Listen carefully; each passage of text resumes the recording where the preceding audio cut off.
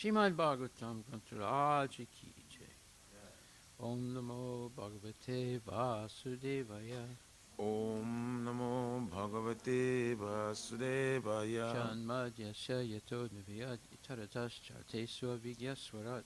Janmadyasya yatam vayaditaratas chate swavigyaswarat. Tene Brahma Hridaya Adhikavaye Muyantiyat Surayaha. Tene Brahma Hridaya Adhikavaye Mujanti Suraya. Tejo Varimadam Yatavani Mayo Yatrati Sargomisha. Tejo Varimrida Jata Vinimajo Jatra Trisragumrisya. Damna Svena Sada Nirasta Kuhakam Satyam Param Dimahi. Dhamna Svena Sada Nirasta Kuhakam Satyam Param Dimahi. O my Lord Shri Krishna, son of Vasudeva. O my Lord Shri Krishna, son of Vasudeva. O all-pervading personality of Godhead. O all-pervading personality of Godhead. I offer my respectful obeisances unto you. I offer my respectful obeisances unto you. I meditate upon Lord Shri Krishna because he is the absolute truth. I meditate upon Lord Shri Krishna because he is the absolute And the truth. primeval cause of all causes. And the primeval cause of all causes. Of the creation, sustenance, and destruction of the manifested universes. Of the creation, sustenance, destruction of the manifested universes. He is directly and indirectly conscious of all manifestations. He is directly and indirectly conscious of all manifestations. And he is independent because there is no other cause beyond him. And he is independent because there is no other cause beyond him. It is he only who first imparted the Vedic knowledge unto the heart of Brahmaji. It is he only who first imparted the Vedic knowledge unto the heart of Brahmaji. The original living being. The original living By being. him, even the great sages and demigods are placed into illusion. Because of him, even the great sages and demigods are placed into illusion. As one is bewildered by the illusory representations As one is bewildered by the illusory representations of water seen on fire or land seen on water. of water seen to fire, land seen to water. Only because of him do the material universes, Only because of him do the material universes, temporarily manifested by the reactions of the three modes of nature, temporarily manifested by the reaction of the three modes of nature, appear factual although they are unreal. appear factual although they are unreal. I therefore meditate upon him, Lord Shri Krishna, I therefore meditate upon him, Lord Shri Krishna, who is eternally existent in the transcendental abode, who is eternally existent in the transcendental which abode, is forever free from the illusory representations of the material world. which is forever free from the illusory representation of the material world. I meditate upon him, for he is the absolute truth. I meditate upon him, for he is the absolute Dharma truth. projita kaitravota. Dharma pujita kaitaputra Paramo nirmatsaranam satam. Paramo nirmasaranam Vedyam satam vastavam atravastu. Vidyam vastavam astravastu Shivadam tapa trayonmunam. Shivadam taputrayamranam Srimad Bhagavate Mahamuni Krite. Srimad Bhagavate Mahamuni Kimva purer ishwaraha. Kimva Paririshvaraha Sadyo hridi avarudyatetra. Sadyo Rudya Varidya Titra Kriti bihi sususubhistakshana. Kritibhi Shushu Subhista Kyanat. Completely rejecting all religious activities which are materially motivated. Completely rejecting all religious activities which are materially This motivated. Bhagavata Purana propounds the highest truth, This Bhagavat Purana propounds the high truth, which is understandable by those devotees who are fully pure in heart. which is understandable by those devotees who are fully pure in the The heart. highest truth is reality distinguished from illusion for the welfare of all. The highest truth, the reality distinguished from illusion for the welfare Such of all. truth uproots the threefold miseries. Such truth uproots the threefold This miseries. beautiful Bhagavatam compiled by the great sage Vyasadeva in his maturity It is beautiful Bhagavatam compiled by the great sage Vyasadeva's maturity. is sufficient in itself for God realization. Is sufficient itself for God What is realization. the need of any other scripture? What is the need of the other As scripture? soon as one attentively and submissively hears the message of Bhagavatam, As one is some hear the message of Bhagavatam, by this culture of knowledge, as a culture of the knowledge, Supreme Lord is established within his heart. the Supreme Lord is established within his heart. Nigama kalpataror galitam phalam. Nigama kaparota Sukhamukad amrita dravya samyutam. Sukhamukhar Mridrava Sangitam Pibata Bhagavatam rasam alayam. Pivata Bhagavatam Rasamalayam Muhur aho rasika bhuvibhavakaha. Muhura Hura Sika Bhuvibabu. O expert and thoughtful men, relish Srimad Bhagavatam, O expert and thoughtful man, relish Srimad the Bhagavatam, mature fruit of the desire to Vedic literatures. the mature fruit of the desired truth of the Vedic It literature. emanated from the lips of Sri Sukadeva Goswami. It emanated from the lips of Sri Shukadev Goswami. Therefore, this fruit has become even more tasteful.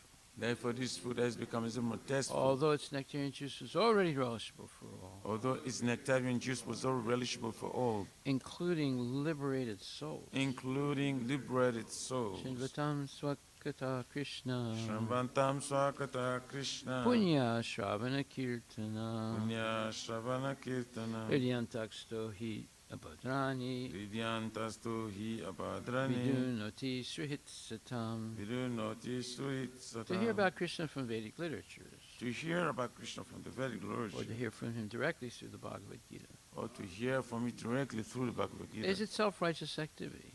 It's self-righteous activity. And for one who hears about Krishna, And for one who hears about Krishna, Lord Krishna, who is dwelling in everyone's heart, Lord Krishna is dwelling within everyone's heart, acts as a best wishing friend, acts as a best wishing friend, and purifies the devotee who constantly engages in hearing of him. and purify the devotees constantly engaged in hearing of him. Nastapresu bhadresu Nasta praishwa bhadreshu nityam bhagavata sevaya nityam bhagavata sevaya bhagavati uttamasloke bhagavati uttama shloke bhaktir bhavati naistiki. bhakti bhavati nastiki. In this way, a devotee naturally develops his dormant transcendental knowledge. In this way, devotee naturally develops his normal As he transcendental hears knowledge. more about Krishna from the Bhagavatam As he hears more about Krishna from the Bhagavatam and from the devotees, and from the devotees, he becomes fixed in the devotional service of the Lord. he becomes fixed in devotional service of the Lord. Tadirajastamo bhava Tadarajastamo bhava kamaloba dayaschaye kamalobha dayaschai cheta etara navidam chitaitara navidam stitvam sattve prasidati. stitam sarve prasidati. By development of devotional service, By development of devotional service, one becomes freed from the modes of passion and ignorance, one becomes freed from the modes of passion of ignorance, and thus material lusts and avarice are diminished. and thus material lust and avarice are diminished. Evam prasana manaso Evam prasanna manaso Bhagavat Bhakti Yogataha Bhagavat Bhakti Yogata Bhagavat Tattva Vijnanam Bhagavat Tattva Vijnana Mukta Sangasya Jayate. Mukta Sangasya Jayate. When these impurities are wiped away,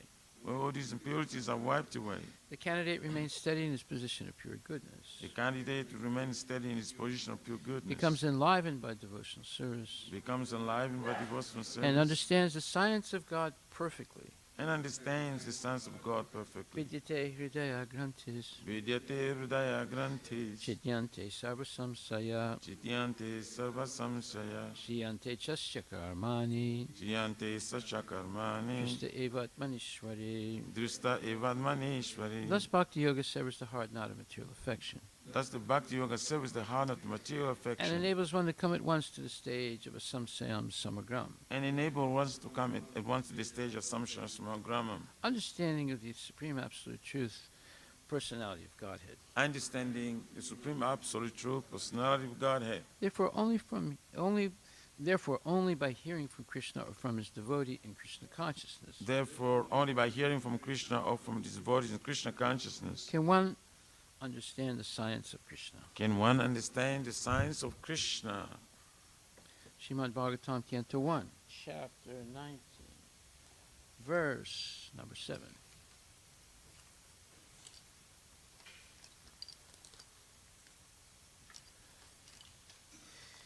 Iti vyavachidya sa pandaveya Iti vyavachidya sa pandaveya prayopavesam prativishnupadyam prayopavesham prativishnu padyam dado dangrim ananya bhavo Dadho mukundam grim ananya bhavo muni rato mukta samasta sangha.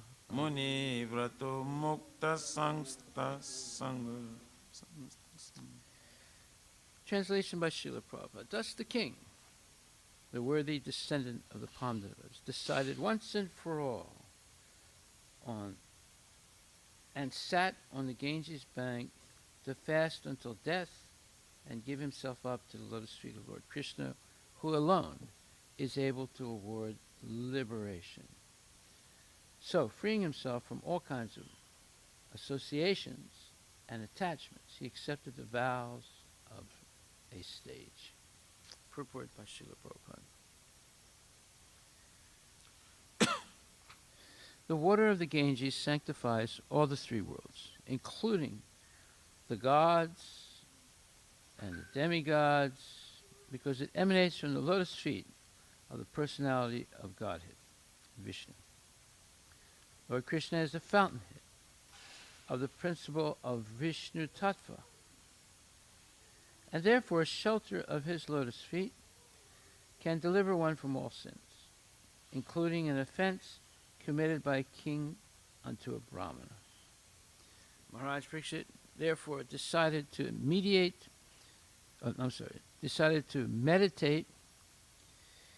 upon the lotus feet of Lord Shri Krishna, who is Mukunda, or the giver of liberation. The giver of liberations of all description.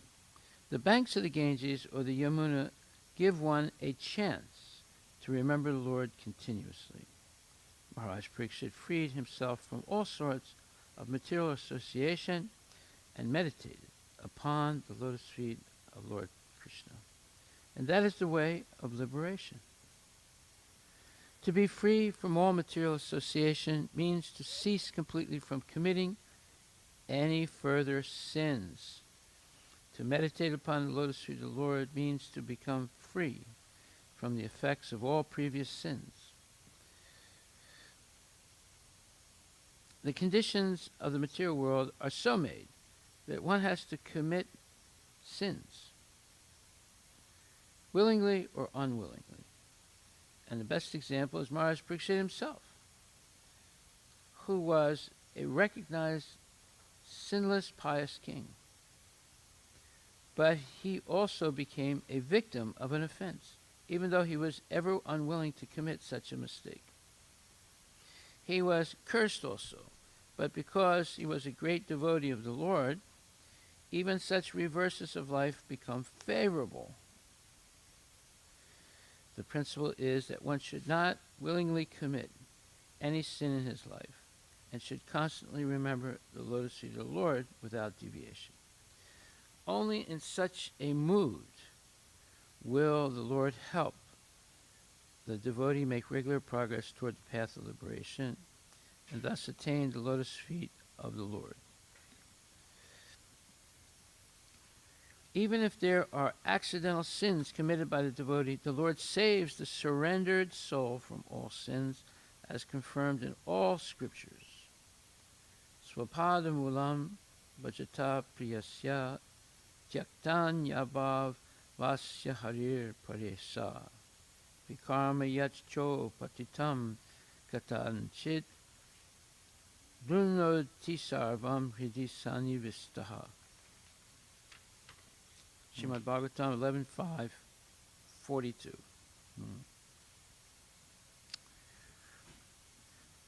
Srila Prabhupada ki jai. So, this is an important point to understand, that only Krishna can give liberation. Other demigods can give a type of partial liberation. For example, elevation to higher material planets, especially like the moon, where you can drink somarasa. Each time you drink a draft of somarasa, you get power for another 10,000 years. It's a very powerful liquor. Don't ask me the recipe, I don't know it. Of course, you could make a lot of money. They can sell some junk like Coca-Cola and make millions and billions of dollars. Imagine how much you could make selling somarasa to give you 10,000 years of extended sense gratification. But you have to go to the moon for that, and another reason why they didn't go to the moon is they haven't found the somarasa. So they went somewhere else, not the moon. So here we see that only Krishna can give liberation, real liberation, eternal liberation. The demigods can give partial liberation in the sense of being elevated to the demigod planets where the duration of life is longer, but it just changes one's position from being, let's say, a third-class prisoner to a first-class prisoner, but you're still a prisoner to birth, death, old age, and disease. So, therefore, Lord is also the fountainhead of Vishnu Tattva. He's the origin of all the Narayana expansions in the spirits world and all the Vishnu expansions in the material world. And there's billions of them. That is not understood by everyone. Very few people understand that. Only devotees are capable of understanding that. But that's the truth. And all the great Maharajas have validated that truth. Brahma in his Brahma Samhita, and Bhismadeva in Bhagavatam, and Kunti Devi also, and Lord Shiva, and Lord Brahma, and the Kumaras, and Sukadeva Goswami. We go down the line. All these people have validated the same point, that Krishna is the origin of everything. So, when one becomes conscious of the importance to fix their mind on Krishna and take their mind away from all other nonsense, all nonsense in the material world, we're seeing an example of that right here in Maharaj Parikshit. Although, whenever we're in the material world, by circumstances, we'll be obliged sometimes to commit sinful activities, although we don't want to. But most of the time, we commit sinful activities because we want to. So that's the problem that we have. And every time there's sinful activity, meat eating, gambling, intoxication, illicit sex, there are reactions that keep us bound to the cycle of birth and death. So Prabhupada says the conditions of the material world are so made that one has to commit sins willingly or unwillingly. And the best example is Maharaj Parikshit himself, who was a recognized sinless, pious king, but he also became a victim of an offense, even though he was ever unwilling to commit such a mistake. He was cursed also, but because he was a great devotee of the Lord, even such reverses of life became favorable. So this is, in another place, Prabhupada says, when a devotee makes a mistake, by Krishna's mercy, that mistake can be turned into a great success. And, like, for example, Prabhupada was strongly advised by Srimati Maharaji, don't go to America, Swamiji, you're too old, the weather there is too cold, you will not be able to survive. Well, in many ways what she said was true, and Prabhupada is 70 years old, he has some conditions, health conditions, and just on the boat coming over to America, he had 2 heart attacks. And when he arrived in America after 1 year, he had another heart attack, or a stroke, either one or the other. And he had to go back to India to recover.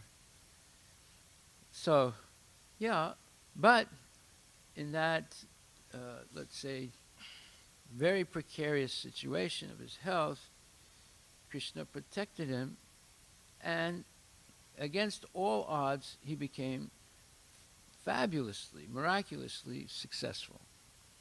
There's this article that's written by this Indian gentleman. I read it yesterday.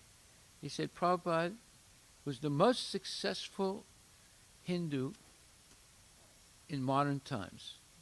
He came to America with virtually nothing, and in 11 years he built up an international movement that is continuing to grow. So he made this point that he's the most successful Hindu in modern times. So nobody else has ever been as successful as him. And there are many successful Hindus or Indians, but it doesn't compare to what Prabhupada did, materially and let alone spiritually.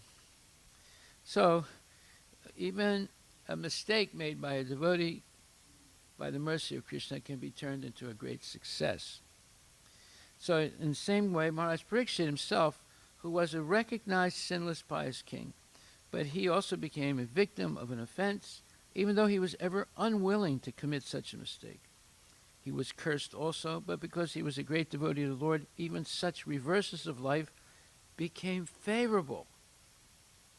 The principle is that one should not willingly commit any sin in his life and should constantly remember the lotus feet of the Lord without deviation. Only in such a mood will the Lord help the devotee make regular progress toward the path of liberation and thus attain the lotus feet of the Lord. So what is this special condition that the devotee has to do or satisfy in order to have the continual protection of the Lord? And thus, by the protection of the Lord, the devotee continues on the progressive path of Krishna consciousness. That is, the devotee has to fix his mind on Krishna. See? And how do you do that? Well, it's very easy, actually. Just chant Hare Krishna, Krishna Krishna, Hare Hare, Hare Rama, Rama Rama, Hare Hare. So, if it's so easy, why don't people do it? Well, because if a person is going to get cancer by smoking cigarettes, why don't they stop? If a person is going to get AIDS by engaging in promiscuous activity, why don't they stop? Right? If a person is going to get COVID because he's associating with other people that have COVID, why does he stop doing it? Right? No, they don't stop because they're diseased. But the disease is not a physical disease, it's a mental disease. The mental disease is they can't keep their mind on Krishna. Their mind is going here and there. There's a nice verse in Bhagavad Gita that explains that. In the second chapter, it says, Bhagaisvarya prasaktanam taya parata chetasam. So this verse says, Bhagaisvarya prasaktanam taya parata chetasam, that is, that the mind of a devotee, a non-devotee, has many branches. It's wandering all the time. Say, in the minds of those who are too attached to sense enjoyment and material opulence, and who are bewildered by such things, the resolute determination for devotional service to the Supreme Lord does not take place. So, the reason people can't do this simple thing of just meditate on Krishna all the time, keep the mind focused on Krishna all the time, by chanting Hare Krishna, and chanting Hare Krishna or reading Bhagavatam are both kirtan. And of course, hearing Bhagavatam. They're both kirtan, not simply chanting Hare Krishna or going Sankirtan. Also, this hearing Bhagavatam and reading Bhagavatam and reciting Bhagavatam, that's also kirtan, right? That's also remembering Krishna. And especially Bhagavad Gita. Bhagavad Gita and Krishna are non-different. And the subject of the Bhagavatam itself is Bhagavan and Bhakta. So you're, and basically also Bhagavad Gita is Bhagavan and Bhakta, Arjuna and Krishna, and Sukadeva Goswami or Vyasadeva or Sutta Goswami or Parikshit Maharaj or Yudhisthira Maharaj and Krishna. That's the subject of these two books. So, in the minds of those who are too attached to sense enjoyment, Bhagaisvaya prasaktanam taya parata chetasam, vyavasatmika buddhir ekaha kurunandana, and who are bewildered by such things, the resolute determination for devotional service to the Supreme Lord does not take place. Vyavasatmika buddhir samado navidyate. So, therefore, they can't focus their mind on this one thing, Krishna, because their mind is always wandering here and there. It's just like a little kid in kindergarten. So the teacher said, okay, now we're going to learn this letter A. Everyone say A. Everyone says A except this one boy. And the teacher said, why didn't you say A? He said, I want to sharpen my pencil. Well, I didn't ask you to sharpen your pencil. I said to say A. So can you say A? He said, wait a minute, I have to go to the bathroom. Wait a minute. Okay, go to the bathroom and come back. And he comes back and says, okay, can you say A now? He said, but the other person next to me, he hit me. So you see, the mind is wandering always, right? Because there's a desire for sense growth. The kid doesn't really want to be in school. He wants to stay home and watch the Disney movies, or watch this or watch that, or do this or do that. So it has to be trained to fix his mind, or as, there's a saying in my language, it's that pay attention to the food that's on your plate. Because sometimes, kids, they're talking and they're saying this or that, or they're not really focused on eating, right? Their mind is somewhere else. Or they're watching the news, and it's horrible news, and they're, and the plate is in front of them, but they're not really eating, right? So we have to keep our mind focused on Krishna. But it's not difficult. You simply chant Hare Krishna. So therefore, the question is another verse that explains this. That is, how do we keep our mind fixed on Krishna? Well, Nama Chintamani Krishnas Chaitanya Rasa Vigraha. And then Purnak Sudanitya Mukto Binat Purnat Sudanitya Mukto Abhinandan Namanamino. That is, that this holy name of Krishna is non-different than Krishna. Srimad Bhagvatam is non-different than Krishna. Bhagavad Gita is non-different than Krishna. So if we just focus on these things, the Harinam, the holy name of the Lord, the Bhagavad Gita, the Srimad Bhagavatam, then our mind is fixed on Krishna. And these things are Abhinatvam Namanamino, this Leela Kata, the pastimes of the Lord, this holy name of the Lord. All these things are non-different, or it's also said Advaya Jnana, non-different. There's no difference. They're all focused on Krishna. So that is what we have to do. When we chant Hare Krishna, actually the Lord is dancing on our tongue. Of course, we may not realize it at first, but it's a fact. Krishna is actually dancing on the tongue of the devotee. And therefore, by recitation of the Lord's pastimes, by hearing those recitations, by chanting Hare Krishna, hearing the mantra Hare Krishna, then we are associating directly with the Lord. But yet, we still get attracted, just like sometimes you might have a whimsical thought, let me go into a bookstore and look at the books. Right? So you go in and you say, oh, this is a really interesting book, The Origin of Hinduism by Dr. So-and-so. Maybe I should read that book.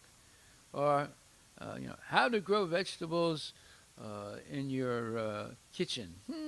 That sounds interesting. Maybe I should read that book. And then another book, The Most Famous Sayings of Great Philosophers. I should read that book. So you go into a bookstore and there's thousands of books. Well, all those books, there's a name for them. They are Tad Vyasa Tirtam. They are only for crows, crow-like men. Tat Vyasa Tirtam. Tirtam means a place of pilgrimage. So they're only a place of pilgrimage for crows. Just like, even amongst the birds, there's different. There are different castes. You have the swan caste. They're in the mode of goodness. You have the crow caste of birds. They're in the mode of ignorance.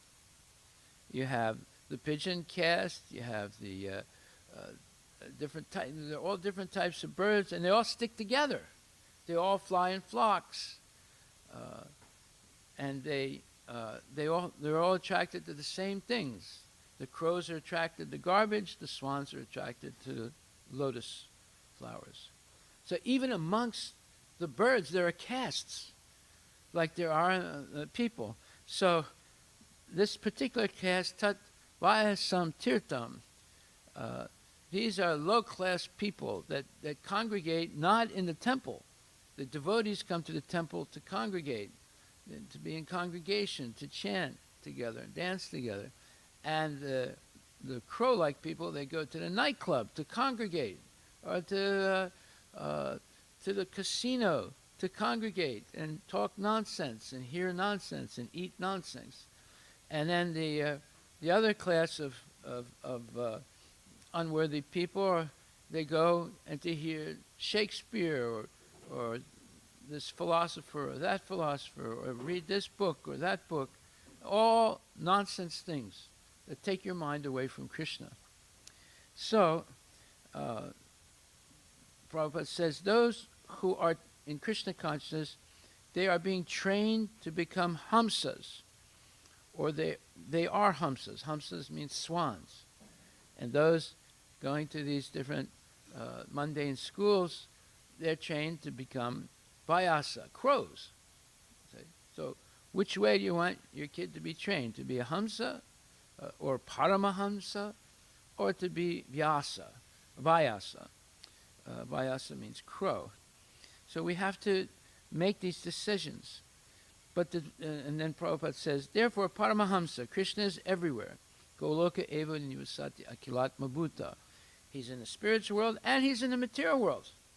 When you read Bhagavad Gita, 7th chapter and 10th chapter and 11th chapter, you learn to see Krishna's presence in the material world.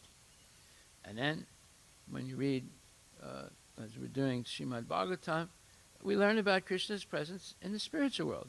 But Krishna is everywhere. But the devotees can see Krishna everywhere. And how is that? Well, it's by devotional service. When you engage in devotional service, you transform any place you're in into Vaikuntha. It becomes a place of no anxiety. It becomes a happy place. It becomes a place where you can always chant Hare Krishna and you feel inspired. It's not a labor it's not a labor of misery. It's a labor of love. So therefore, iha yasya hariradasse karmana manasachira akilasvapi avastasu jivan muktasa uchete. You become jivan mukta, or a liberated soul, wherever you are, because you're using everything in the service of the Lord. This is a very important point, using everything in the service of the Lord. How is that possible? Well, it's possible because of Srila Prabhupada and his mercy. He has taught us how to use everything in the service of the Lord. So this is explained, 2nd chapter, 63rd verse, where it says, Krodhat bhavati samaha, samahat smriti vibrama, smriti vibrama sat buddhina, so buddhina sat pranasyati. From anger, complete delusion arises, and from delusion, bewilderment of memory. When memory is bewildered, intelligence is lost, and when intelligence is lost, one falls down again into the material pond or pool. Well, that doesn't sound like what we just said it is, but in the purport, Prabhupada says, Srila Rupa Goswami has given us this direction. Prabha chikataya buddhya hari sambandhu vastana. Mumukshubhihi parityago vairagyam falgu katyate. So this is Bhakti Rasamrita Sindhu. He says, by development of Krishna consciousness, one can know that everything has its use in the service of the Lord. Those who are without knowledge of Krishna consciousness artificially try to avoid material objects. And as a result, although they desire liberation from material bondage, they do not attain to the perfect stage of renunciation. Their so-called renunciation is called falgu, or less important. On the other hand, a person in Krishna consciousness knows how to use everything in the service of the Lord. Therefore, he does not become a victim of material consciousness. For example, for an impersonalist, the Lord or the Absolute, being impersonal, cannot eat, whereas an impersonalist tries to avoid good eatables. A devotee knows that Krishna is the supreme enjoyer and that he eats all that is offered to him in devotion. So after offering good eatables to the Lord, the devotee takes the remnants called prasadam. Thus, everything becomes spiritualized and there's no danger of a downfall. Why? Because the devotee is satisfied, right? He's not engaging in artificial austerities.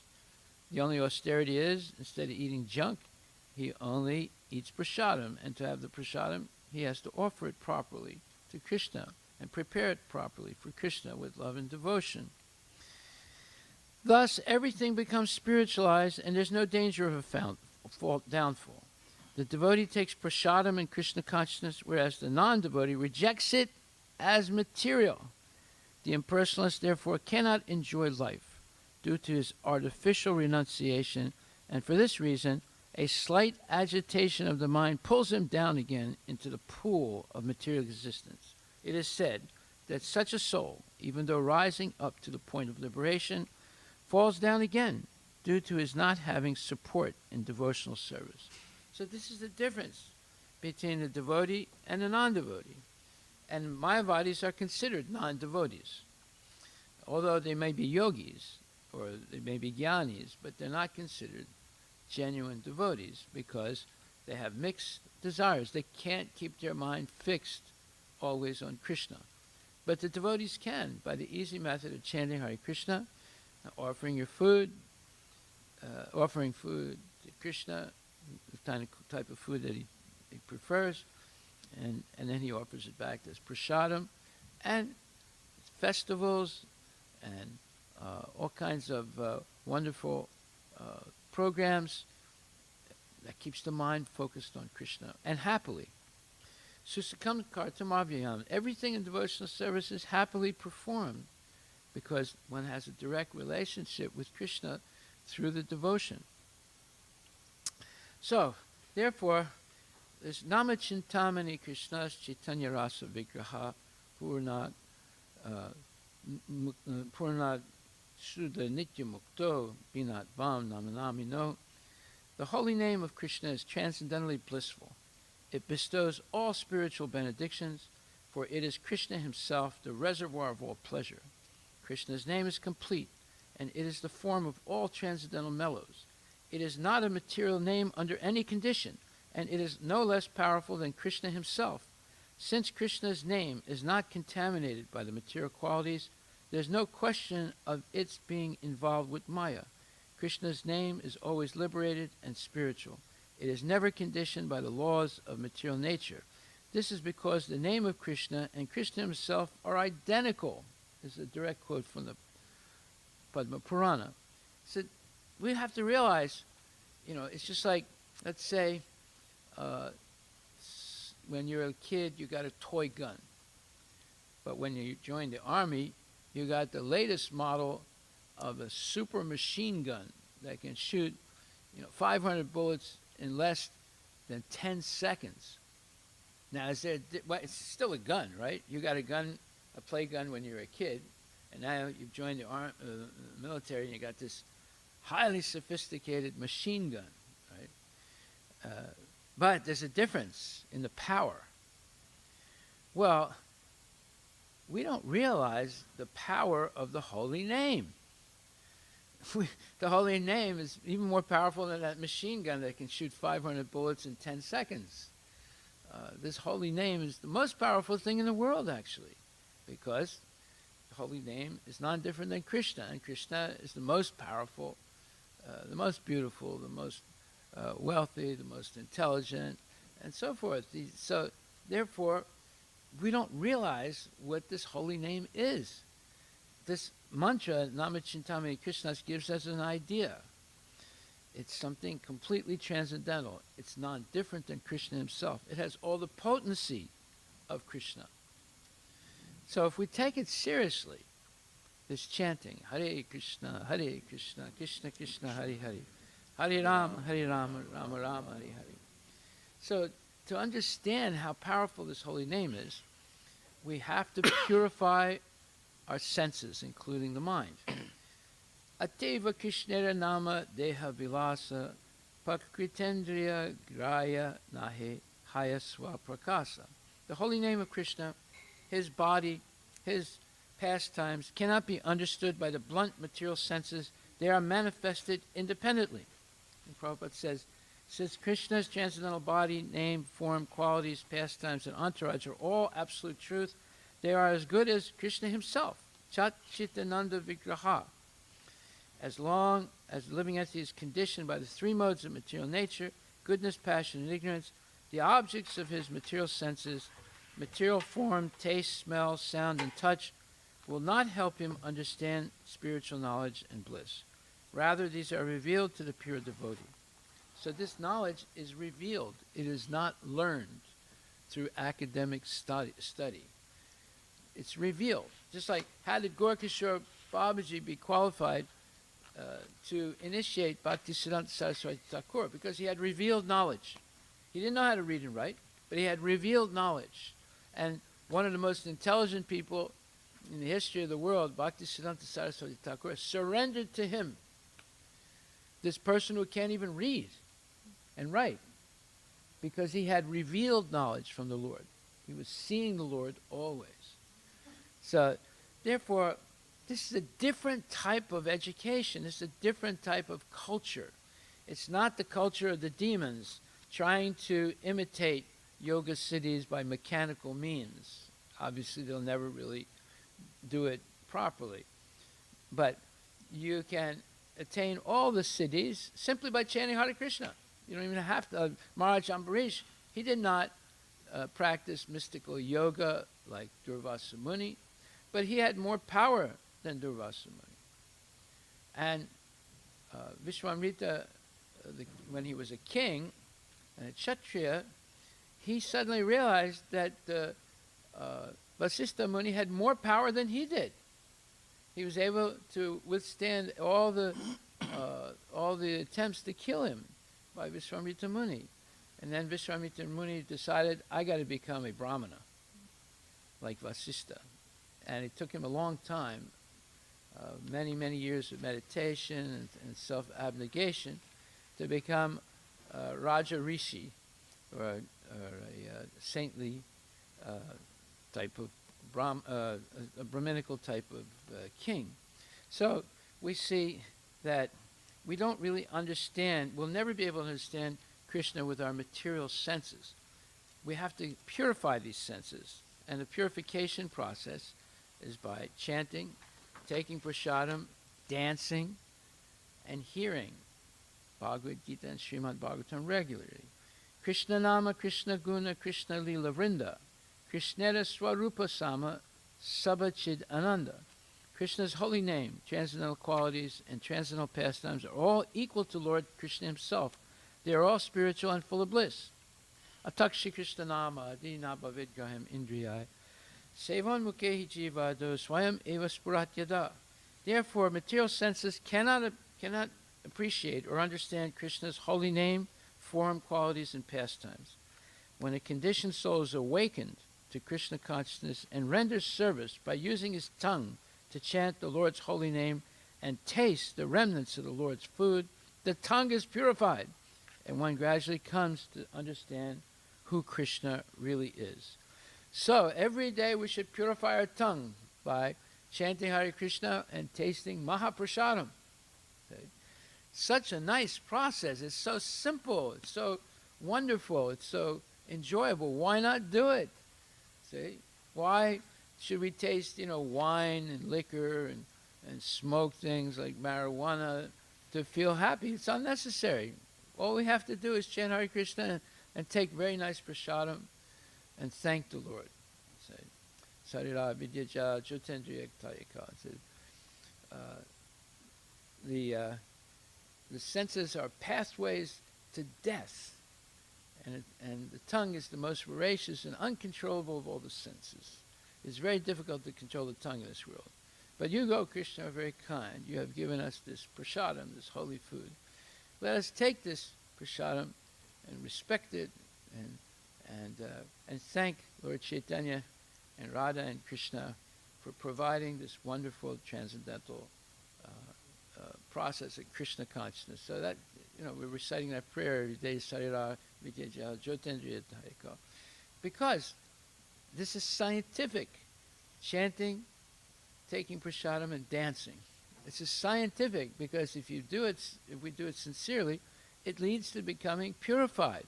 And when our senses are purified and the mind is purified, then we can see Krishna always. Therefore, we need to become real serious about Krishna consciousness.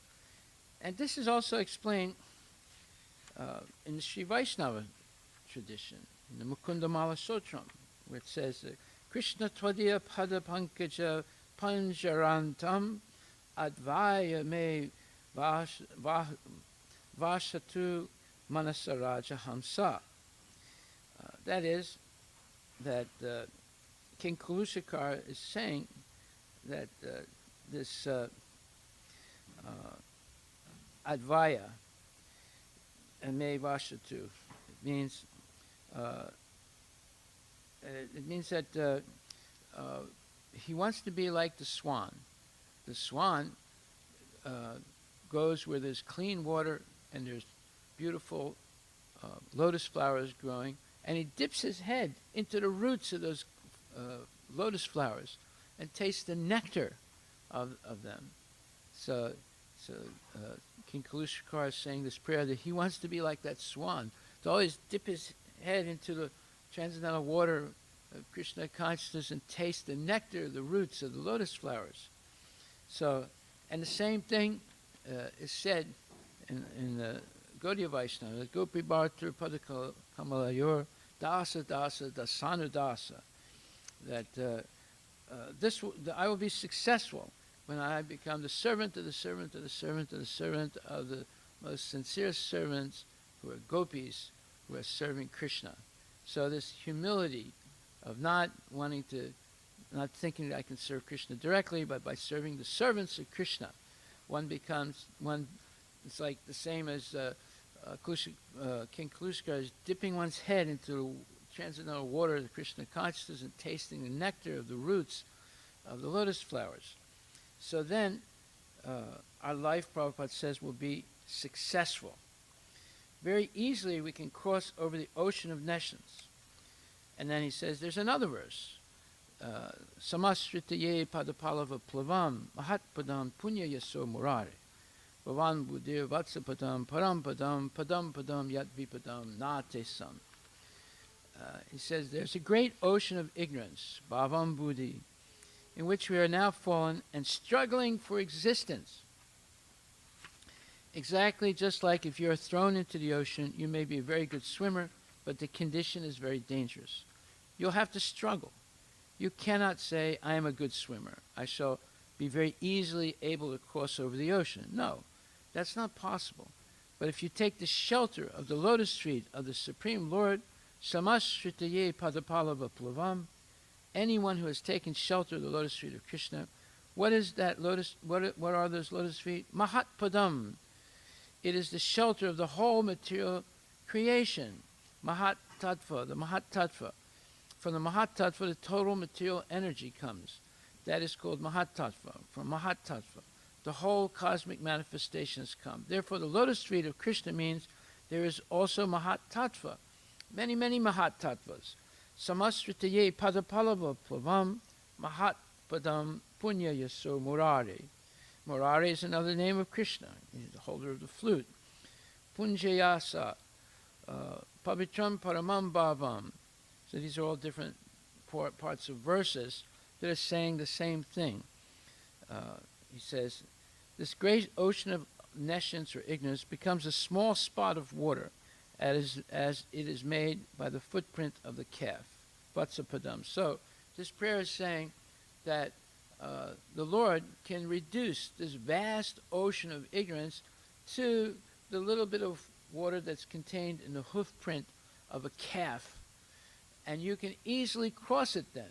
You can't swim across it on your own power, but when the Lord reduces it to something insignificant, like the hoof print of a calf and the water contained in that hoof print, then you can cross it very easily. And this is what he does. He makes it easy for the devotee to cross over the whole ocean of ignorance of this material world. And therefore Prabhupada says, let us be engaged always chanting or reading the pastimes of the Lord. Lila Katha. If you read Srimad Bhagvatam, then it's full of Lila Katha, the pastimes of Lord Krishna. So that is the only way to get out of the miserable condition of this material world. Therefore Chaitanya Mahaprabhu says, Chinada pi sunichena tarurapi saistana amanina manadena kirtaniya sada hari.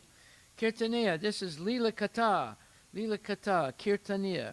When you read or hear or chant about the pastimes of the Lord, that is also Kirtana. And if you chant Hare Krishna mantra with instrument, that is also Kirtana.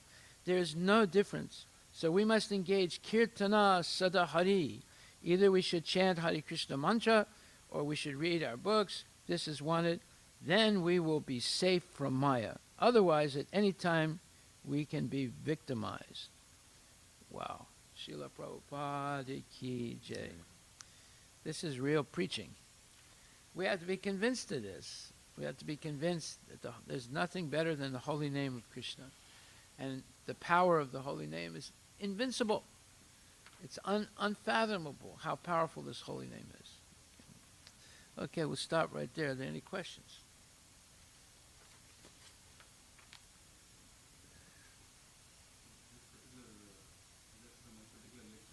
Yes. It's the same lecture. 7th canto, 9th chapter.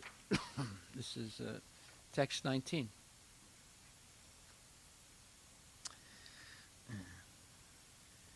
Yes, because what Prabhupada said, what Krishna has said is there, and then Prabhupada brings it all together, shows all the correspondences, and makes everything clear, so that we have no doubts in our mind about chanting and dancing and feasting and hearing.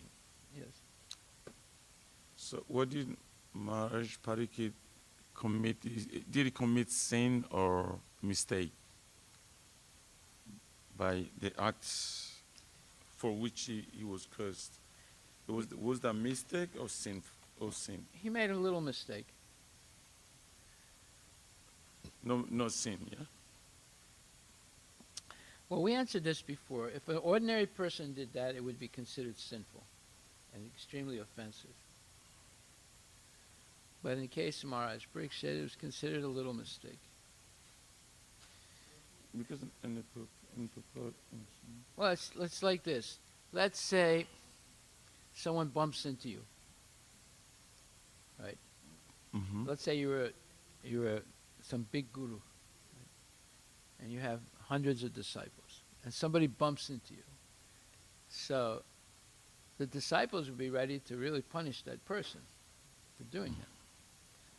But if you say, oh, it's okay, I'm not hurt, and this person did it, I don't think he did it purposely, he did it by accident, he wasn't paying attention, shouldn't do anything. So you see, from the point of view of the disciples, it was very serious. From the point of view of the guru himself, he said, it's okay, and he didn't really mean it. Because here in the, right at the end of the purport, the quotes of 11th canto, I have it here. Yeah. It says, the verse translation is, Swapadamulam bhajata priyasya. you got a translation of it? No. Okay, I have. One who has thus given up all other engagements and has taken full shelter of the lotus feet of Hari, the Supreme Personality of Godhead, is very dear to the Lord. Indeed, if such a surrendered soul accidentally commits some sinful activity, the Supreme Personality of Godhead, who is seated within everyone's heart, immediately takes away the reaction to such sin. So, Pariksit Maharaj is also a surrendered soul. So, a surrendered soul can accidentally commit sin. Not just a mistake, but also sin is mentioned here. I said, for an ordinary person to do put a dead snake on the neck of a saintly person while he's meditating would be considered very sinful. Mm-hmm. In the case of Maharaj Pariksit, it was not worthy of being so sinful, and Samika Rishi confirmed that. Mm-hmm. He tells his son, this was not, your punishment is not commensurate to the act that he committed. He should not be condemned to death because he put that snake around my neck. Okay, well, let's read what it says. So, they also prepared, actually, 11 canto. What? There's a purport. Yeah, go ahead, read it. In the previous verse, in the previous verse, it was clearly described that a fully surrendered devotee of the Supreme Lord,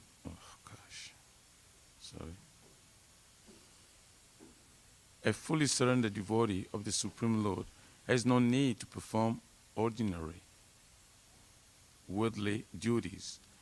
Now, in this verse, it is revealed that devotional service is so pure and potent that a surrendered devotee of the Lord has no need to perform any other purificatory process. As described in the 6th canto of Srimad Bhagvatam, a surrendered devotee has no need to perform prayaschita, which is atonement, or atonement for an accidental fall down into sinful activity. Since devotional service is itself the most purifying process, a sincere devotee who has accidentally stumbled on the path should immediately resume his pure devotional service at the lotus feet of the Lord, and thus the Lord will protect him, as stated in Bhagavad Gita 9:30. Apichet sudacharo bhajate mam ananya bhak sadur eva samantavya samyak vyavasito isaha. The word tiaktenia, it's a long purport. Do you want me to read it still? We've discussed all these points before. We've It's discussed that verse, a very long purport. Abhichet Sudaracharo, and so forth. No, this is in the purport of this. No, but what is your point? What is your point? No, what I'm saying that you're talking about Pariksit Maharaj, that instance of Pariksit Maharaj just is a mistake, it's not sin at all. Because he is a pure devotee, a surrendered soul can also accidentally commit sin. Not necessarily, not just a mistake. So I'm just trying to work out the word Pariksit Maharaj, we call that just mistake, not sin. I said that if an ordinary person did that, it would be considered very sinful. Okay. In the case of Maharaj Pariksit, it was not taken by Samika Rishi as a serious sin. And let's see what Prabhupada says. He says,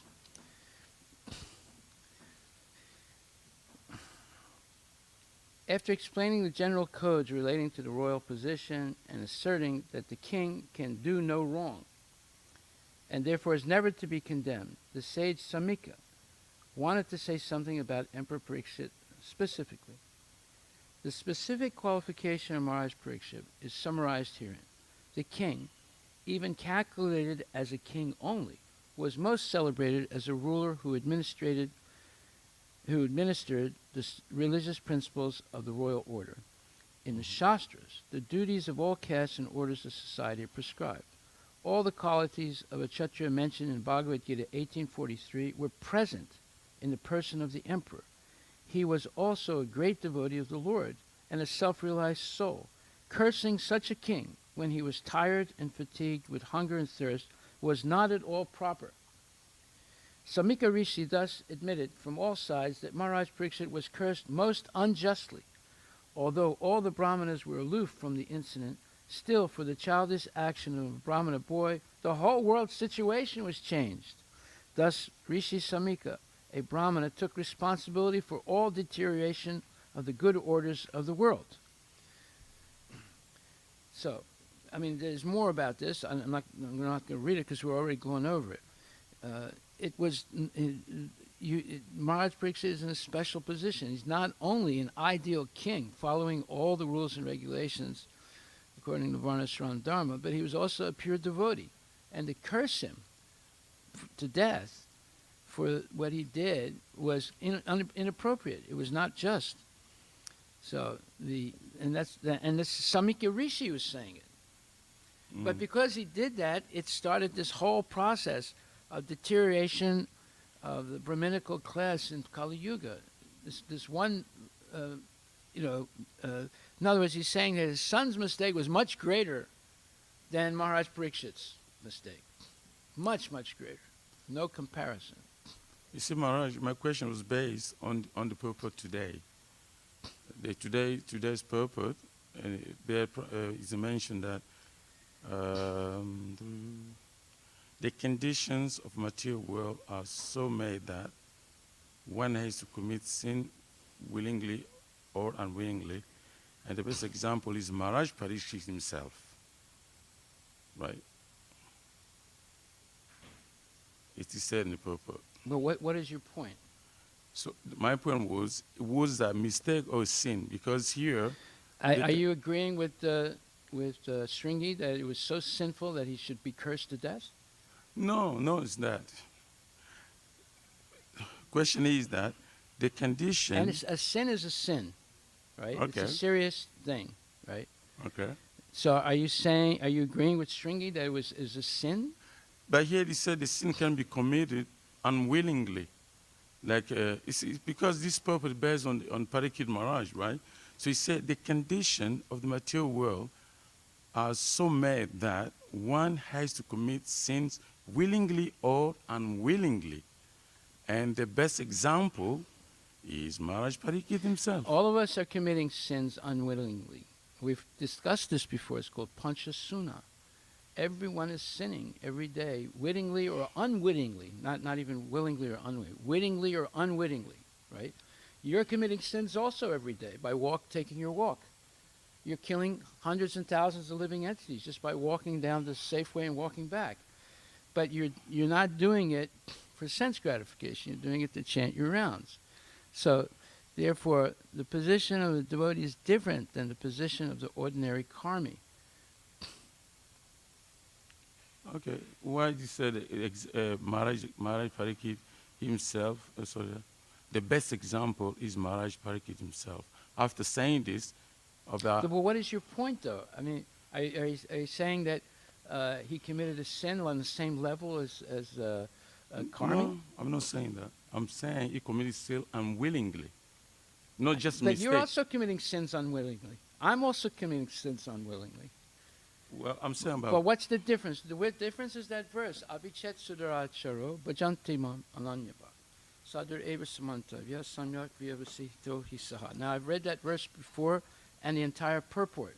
You have to understand what that verse says. No matter what, I want to give you the answer. Is Maharaj Parikshit committed just mistake or unwillingly sin? That's what I want to know. Because mentioned the purpose, it's not me. Everybody's unwittingly committing sins. Not Maharaj, unwillingly, but unwittingly. Okay, so Maharaj did that so. He said the best example is Maharaj Parikshit. It's not the same, though. It's not the same as an ordinary person. Don't you understand? Okay. Okay.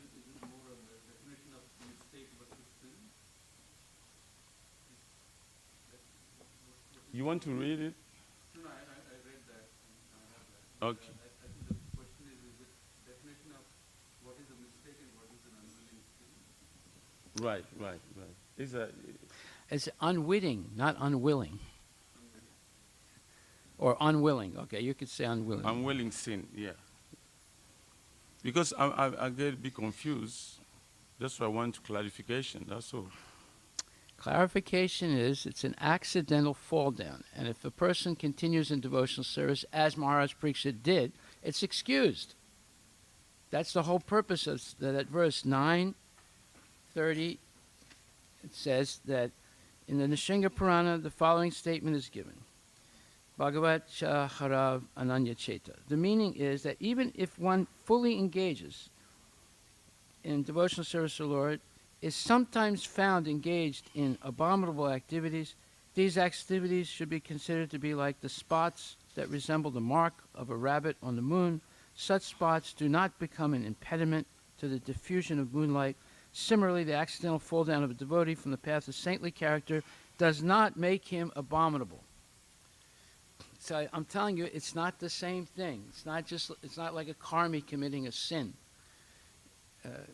It's different in the case of Maharaj Pariksit. So we can say it is the unwillingly sin. Everybody unwillingly is committing sins. Don't you understand? It's called panchasuna. What about in the case of Maharaj Pariksit here in the purport? He said he's the best example. What is your point? I don't understand what your point is. What are you trying My to say? question was simple, Maharaj. Was that just a mistake or a kind of sinful? It's an accidental fall down. Okay, it's accidental. Okay. You're also committing sins every day just by walking, just by breathing. I know that, Maharaj. Okay, so is it a sin or is it a mistake? Is it sin? It's sin according to. But according to the principles, if you sin, you have to get a reaction. But then You have to get a sinful reaction. exactly. But the Lord forgives you if you are engaged, if you are surrendered to Him. That's what He says. In the 11, that verse from 11, I read the last verse proper quoted. So let's say you're in the bathroom and you're cleaning the surface of something, and accidentally you kill a mosquito or a bug. Is that a sin? It is. It is. But because it's devotional service, No, you would say it's not a sin. It's a mistake. I made a mistake. I didn't see the bug. but still, that's why, like you told me when you're walking, panchasuna, you're walking, you're killing, or you're driving, so many insects. Yeah, but you would say it's a mistake. I didn't mean to do it. No, what I'm saying is the sin, it still is this sin. It's not the same thing. You understand? If you continue devotional service. Mm-hmm. Okay. Because a sin, there has to be a reaction. For every sin, there's a reaction. But you're being excused because you're continuing in devotional service sincerely. And it's considered a mistake. You made a mistake. You can call it a sin if you want to, but if a sin has a reaction to it, this doesn't have an. Okay, Maharaj, I just want you to help me. I want to understand this. I'm going to read that again. The conditions of the material world are so made that one has to commit sins willingly or unwillingly. Yes. And the best example is Maharaj Pariksit himself. So between willingly and unwillingly, so why Maharaj Pariksit is the best example of what? You're not understanding what you're reading. That's the problem. Or you don't want to understand, one or the other. You just think about it. Okay.